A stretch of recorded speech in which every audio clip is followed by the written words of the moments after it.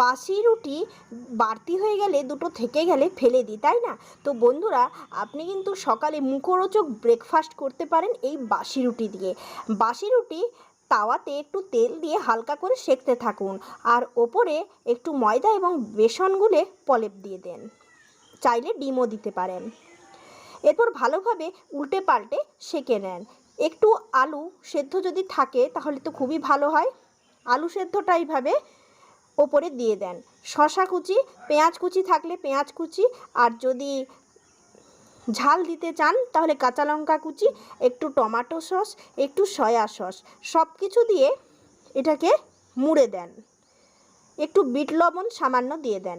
উল্টে পাল্টে একটু গ্যাসকে বাড়িয়ে কমিয়ে ভালোভাবে সেঁকে নেন। চাইলে এটা 2 পিস করে নিতে পারেন। তো বন্ধুরা, বাসি রুটি দিয়ে এরকম মুখরোচক টেস্টি খাবার খেয়ে দেখুন, দারুণ লাগবে। ধন্যবাদ।